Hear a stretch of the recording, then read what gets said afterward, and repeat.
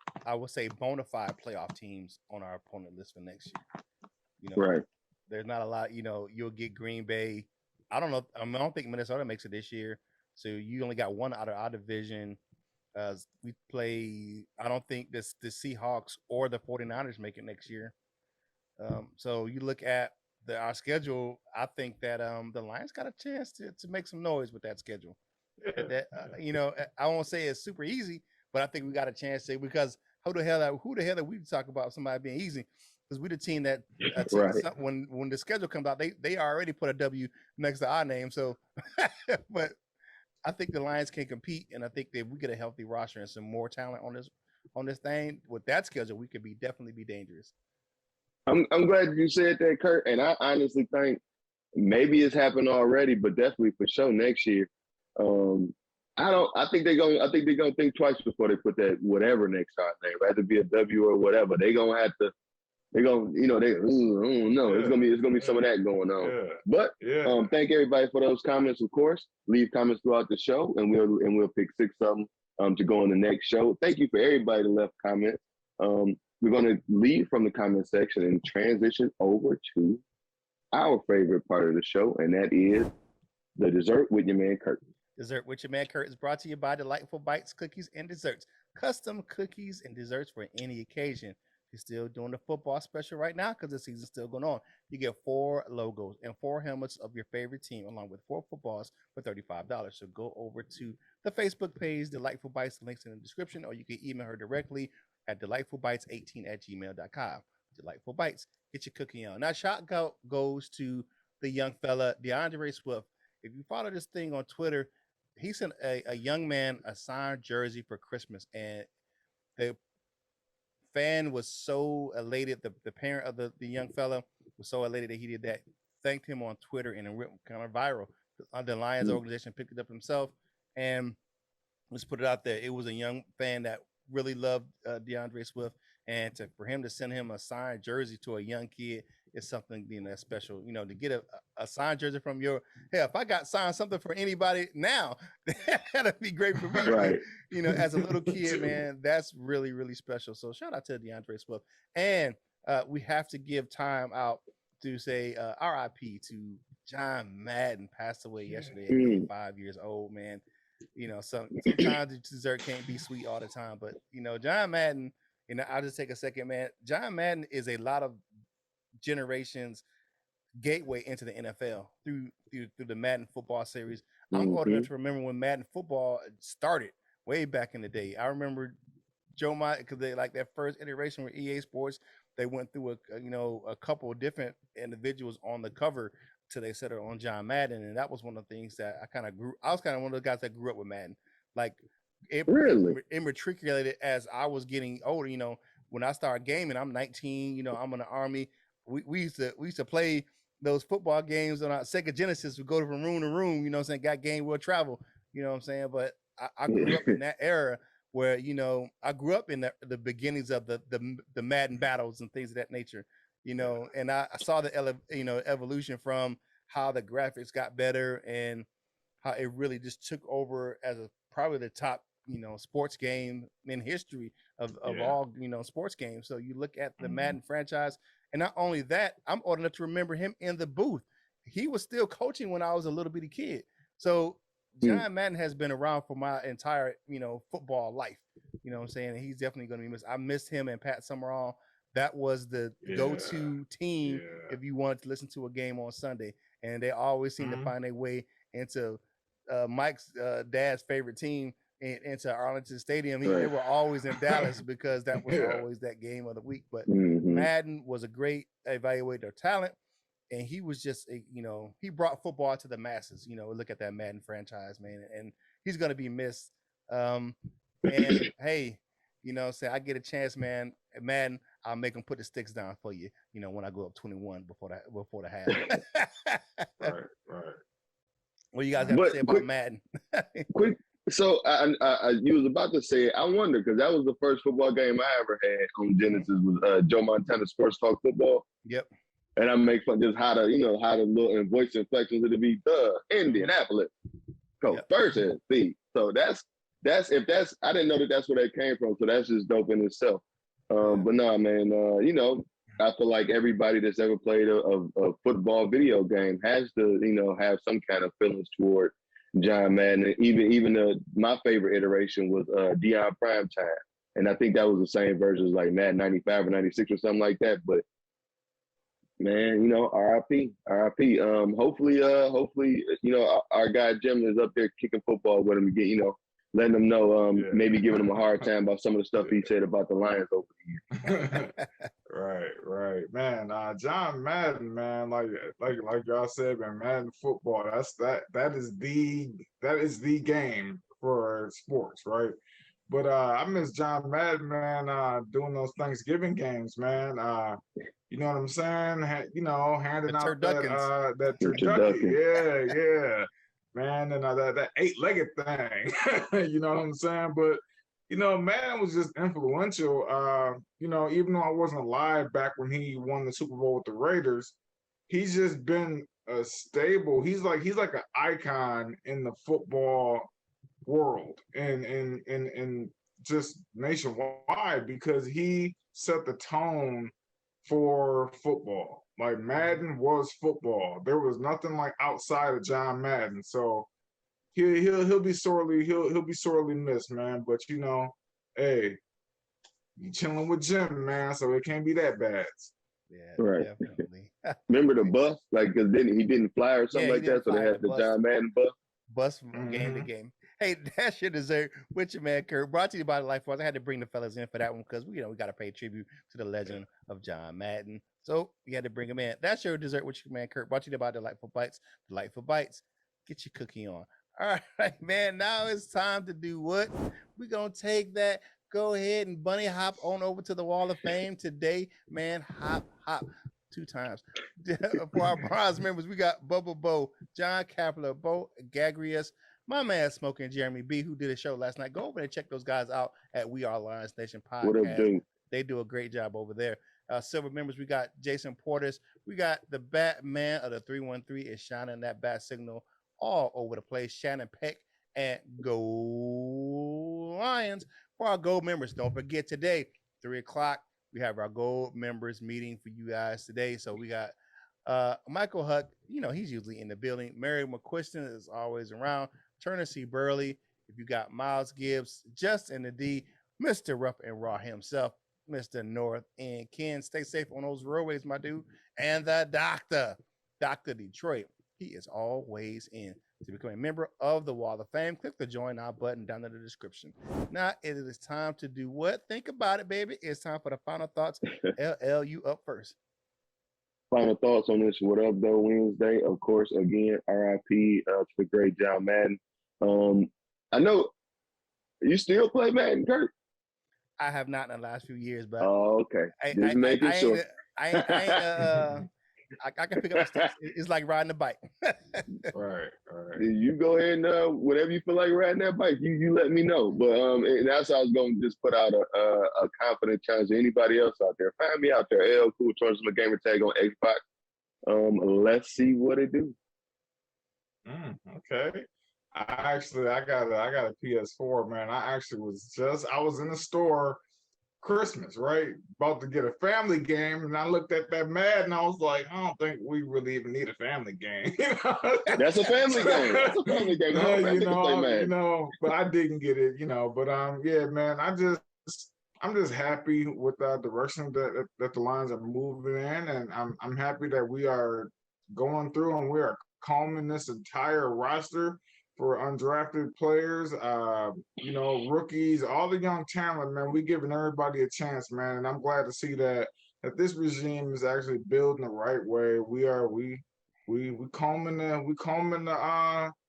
field for the princess, like they said in Spaceball. So you know, They had a real comb.